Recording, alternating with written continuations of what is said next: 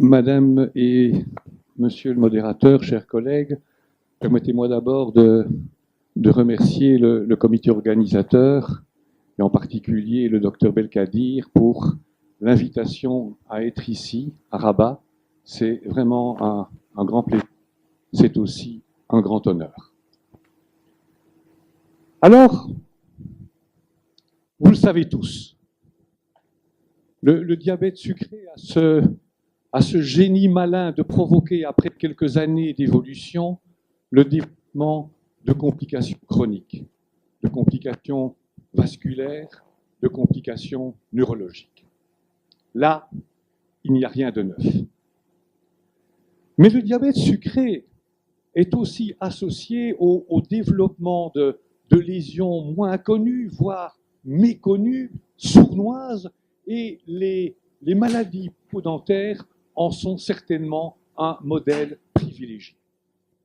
En fait, l'IDF, déjà il y a une dizaine d'années, en a dressé un catalogue. Il y avait là 5 pathologies: la xérostomie, la bouche sèche, la candidase, la neuropathie, l'écarie, et puis un retard dans la cicatrisation de lésions ulcéreuses de la bouche. Et puis, plus récemment, la littérature scientifique et l'IDF ont validé une autre association, celle entre le diabète et les maladies parodontales. Et le but de mon exposé d'aujourd'hui, c'est de vous proposer un état des lieux sur cette association. Et je voudrais en fait poser et essayer de répondre à 5 questions. D'abord, la maladie parodontale, qu'est-ce que c'est pour nous les profanes? Et est-ce que c'est un problème de santé publique? Deuxième question, est-ce qu'il y a réellement une association entre le diabète et les maladies parodontales? Troisième question, est-ce que, à l'inverse, il existe une relation entre la maladie parodontale et le diabète? Quatrième question, est-ce que nos données personnelles sont en phase avec celles de la littérature? Et puis, dernière question, est-ce que ces maladies de la gencive, ces maladies parodontales, ce n'est pas aussi un signal d'alarme plus systémique? Alors, première question, qu'est-ce que c'est pour nous les profanes? Oh, il y a 2 acteurs, il y a la dent, la couronne, et puis cette dent qui est ancrée dans l'os par ses racines.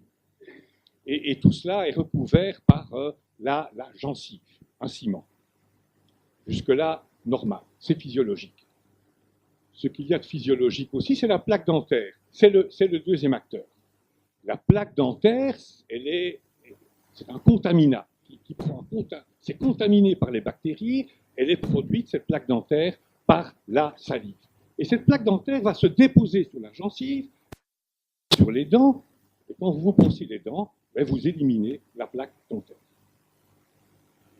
Quand vous ne brossez pas les dents, cette plaque dentaire va coller, va adhérer à la gencive, va adhérer aux dents, et c'est le début du problème, c'est la gingivite.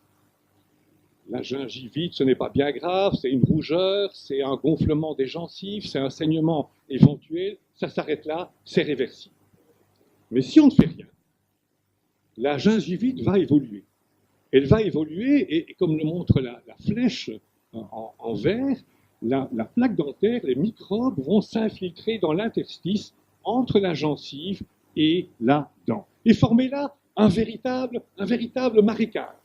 C'est plein de bactéries. Et ces bactéries vont progressivement abîmer l'os, l'éroder, le détruire, avec comme conséquence une rétraction de la gencive, dans un premier temps. C'est le numéro 3, et puis une destruction, une érosion, une destruction de l'os qui amène un déchaussement et, in fine, la chute de la dent. Ça, c'est ce mécanisme de la maladie parodontale. Donc, en résumé, la parodontite est une maladie infectieuse à composante inflammatoire liée à une réaction immunitaire inadaptée de l'hôte au biofilm de la plaque dentaire, avec comme conséquence une destruction progressive du tissu parodontal et une perte dentaire. Est-ce que c'est fréquent? La réponse est oui. Regardez, en 2003, une étude dans mon université a montré que 40% des employés de cette université souffraient de pathologies gingivales ou parodontales. Et plus récemment, aux États-Unis, regardez, 46% d'une population adulte souffrait d'une pathologie dentaire, parodontaire, avec près de 9% présentant des lésions sévères. Donc vous reconnaîtrez avec moi que oui, de fait, la maladie parodontale, c'est un problème de santé publique. Deuxième question, est-ce que la relation est établie? Est-ce que la relation entre le diabète et la maladie parodontale est vraiment validée? Ben oui, regardez, dès 1990 déjà chez les Indiens Pima. Chez les Indiens Pima, une étude, c'est plus de 2000 personnes. Quand ils ont le diabète, la prévalence de la maladie parodontale est de 60%. Quand ils ne l'ont pas, la prévalence est de 36%. Autrement dit, le risque de maladie parodontale chez les Indiens Pima en présence d'un diabète est multiplié par un facteur 2,6 ajusté. Et les auteurs, Nelson dans Diabetes Care, concluent parodontal disease should be considered a non-specific complication of type 2 diabetes. Et c'est d'autant plus vrai que cette observation, cette association est constatée à tous les âges de la vie. Alors vous pouvez me dire, oui, mais ça c'est les Indiens Pima, est-ce que chez nous, est-ce que c'est pareil? Ben, la réponse est oui. Dans le diabète de type 2, regardez simplement ce travail de Preshaw en 2012, de Sédan Diabetologia, le risque de maladie parodontale chez la personne diabétique est multiplié par un facteur 3. Et dans le diabète de type 1, c'est la même chose. C'est une étude ancienne, Moore, mais regardez, à partir de 40 ans, par rapport à une population contrôle, le risque de maladie parodontale, et ici elle est exprimée par le nombre de dents perdues, le risque de maladie parodontale est augmenté. Et puis vous voyez que plus récemment, plusieurs publications ont été exactement dans le même sens. Alors au fond, derrière ce diabète, se cache comme facteur de risque l'hyperglycémie chronique, comme pour les autres complications. Alors, je vous le démontre par l'étude SHIP, qui est une étude allemande, et qui met bien en évidence que tous les paramètres, tous les marqueurs de maladie parodontale, je les ai entourés en bleu, ils sont significativement augmentés chez la personne diabétique dès lors que le taux d'hémoglobine glycatée est supérieur à 7% versus inférieur à 7%. Donc, le contrôle glycémique, l'hyperglycémie, joue un rôle délétère. C'est un argument direct. Il y a des arguments indirects à cela. L'argument indirect, c'est que au plus longue la durée du diabète, au plus le risque de maladie parodontale. Au plus fréquentes les complications microangiopathiques, macroangiopathiques, au plus élevé le risque de maladie parodontale. Et je vous apporte un dernier argument, qui est un argument brésilien. C'est une étude brésilienne qui vous montre que, de fait, dans un suivi de 5 ans, le risque de développer ou de progresser en termes de maladie parodontale, il est élevé, il est multiplié par un facteur 3 en cas de déséquilibre glycémique par rapport à un bon contrôle glycémique. L'explication est plurielle. L'explication est plurielle. On part du diabète, on a l'hyperglycémie, on aboutit à la maladie parodontale. Vous voyez que l'essentiel, l'élément déterminant, c'est un déséquilibre entre la destruction osseuse, la destruction de l'os alvéolaire et la reconstruction de l'os alvéolaire. Et ce déséquilibre, il est lié à toute une série de vices physiopathologiques intermédiaires. Vous lisez le stress oxydatif, les produits, la présence de produits de glycation, le déséquilibre entre le RANG et l'OPG, la modification du microbiote buccal et la dysfonction immunitaire. Tout ça aboutit à ce déséquilibre dans la balance osseuse. Donc oui, la relation entre diabète et maladie parodontale, elle est bien établie. Sachez aussi que des données comparables ont été observées, non pas en amont du diabète, en cas d'obésité, en cas de syndrome métabolique, en cas de prédiabète. Il il y a un grand nombre de publications dans ce sens.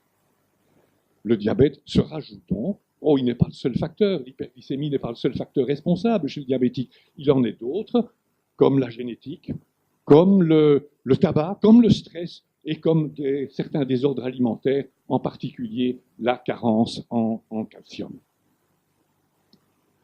Troisième question, est-ce qu'il y a maintenant une relation inverse? Est-ce que la maladie parodontale favorise le diabète?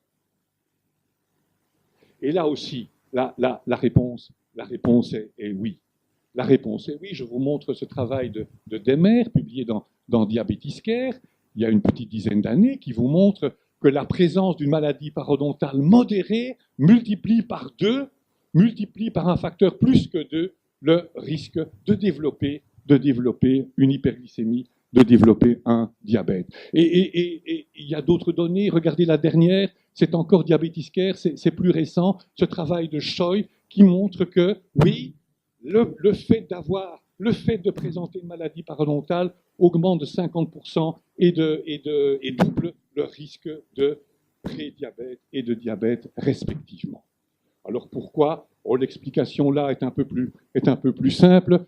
Le fait d'avoir une maladie parodontale, c'est un état inflammatoire chronique avec présence de cytokines. Ça aboutit à une résistance à l'insuline avec les conséquences que vous connaissez de la résistance à l'insuline. Alors, question, si la maladie parodontale favorise le développement d'un diabète, est-ce qu'il favorise aussi l'hyperglycémie chronique, le mauvais contrôle chronique? Oui, regardez ce travail de Taylor et plus récemment d'un autre auteur. Le fait d'avoir une maladie parodontale est associé à un mauvais contrôle glycémique chronique. Mais il y a une manière plus élégante de le démontrer, c'est de traiter la maladie parodontale correctement et de vérifier ce que devient l'hémoglobine glycatée. Et là, on a au moins deux méta-analyses. On en a une de 2010. Regardez, le fait de traiter la maladie parodontale réduit, au bout de 3 à 9 mois, le taux d'hémoglobine glycatée de l'ordre de 0,4%. Et puis, il y a une autre méta-analyse. Elle est plus récente. Elle est intéressante parce qu'elle prouve que la maladie parodontale a été efficace. Regardez ici la profondeur des poches que sonde le dentiste. La profondeur des poches est réduite de 0,4 mm. Et c'est exactement le même résultat que constatent ces auteurs, réduction de l'hémoglobine glycatée au bout du compte de l'ordre de 0,4%. Alors, pour mettre tout ça ensemble, voilà un schéma que je vous propose. Le diabète, c'est l'hyperglycémie, c'est via tous ces facteurs de risque, ces vices physiopathologiques, le développement de la maladie parodontale via une inflammation, via une plaque dentaire qui est modifiée. Ça amène cette maladie parodontale qui elle-même va aboutir au prédiabète et au diabète. Alors, est-ce que nos données, question numéro 4, est-ce que nos données sont en phase? Ceci, je vous montre, je les résume pour des raisons de temps. Elles sont online dans Diabète et Métabolisme. Alors, c'est une étude qui a comporté l'inclusion de 160 patients, une majorité de diabétiques de type 2, et comme vous le voyez, de l'ordre de 57 patients diabétiques de type 1, et puis 50 personnes contrôle non diabétiques de même âge. Alors, globalement, les caractéristiques de ces patients et des contrôles étaient correctes, et à ces patients, on a posé en consultation 6 questions très simples. 6 questions très simples, vous les lisez. Est-ce que vous allez chez le dentiste 1 fois par an, 2 fois par an? Combien de fois par jour vous brossez-vous les dents? Utilisez-vous une brosse électrique ou pas? Utilisez-vous un fil interdentaire? Est-ce que vos gencives saignent quand vous vous brossez les dents? Et est-ce que vous avez perdu depuis le diabète, est-ce que vous avez perdu des dents? Et les réponses sont assez édifiantes. Oh, en termes d'hygiène buccale, dans notre population, il n'y a pas d'énormes différences. Mais regardez déjà la dernière ligne, les saignements, la gingivorragie, le saignement gingival, il est 3 fois plus fréquent, d'où 17%, oui c'est ça, 17% versus 63%, il est 3 fois plus fréquent chez les personnes diabétiques que chez les personnes contrôle.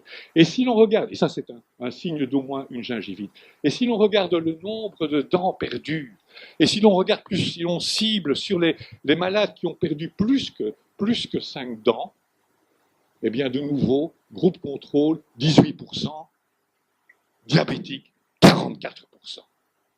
3 fois plus. Et là, le chiffre est tiré vers le haut par les diabétiques de type 2. Donc, nos données sont parfaitement en phase avec la littérature.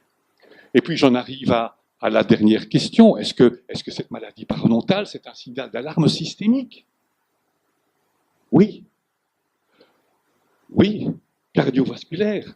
Regardez ce travail qui vous montre que l'athéromatose précoce, les plaques carotidiennes, eh bien, il y a une tendance à ce que, chez les fumeurs et chez les non-fumeurs, il y a une tendance à ce qu'elles soient plus élevées, plus épaisses chez des personnes avec maladie parodontale modérée ou sévère. Et puis l'étude Advance, vous vous rappelez l'étude Advance avec le glyclaside, elle vous montre que la mortalité cardiovasculaire, elle est augmentée de 30 à 35% dès lors que vous avez eu un passé de maladie parodontale avec des pertes dentaires. Et puis, encore un dernier élément, c'est de vous dire que oui, c'est systémique, ce n'est pas que cardiovasculaire, c'est aussi rénal. Le fait d'avoir une maladie parodontale, c'est un signal d'alarme pour les reins. Le risque de développer une macroalbuminurie, le risque de développer une maladie rénale terminale est multiplié par un facteur 2 à 5. Vous ne vous étonnerez donc pas.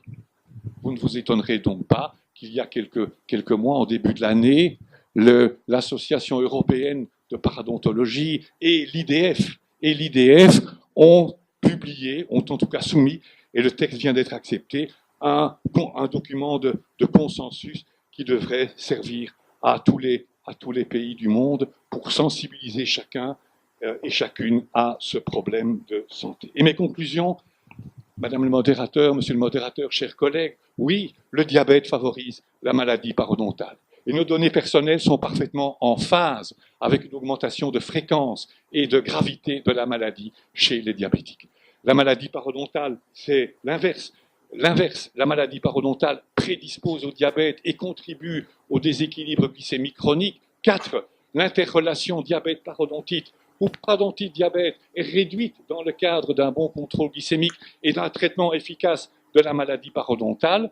Et puis, la dernière conclusion, et elle est en rouge, ce constat implique de notre part, de votre part, dans tous les pays du monde, un suivi dentaire régulier chez les patients diabétiques et ça ne coûte pas cher, une question supplémentaire du diabétologue ou de l'infirmier à son patient, à l'anamnèse, à l'interrogatoire. Je vous remercie pour votre attention.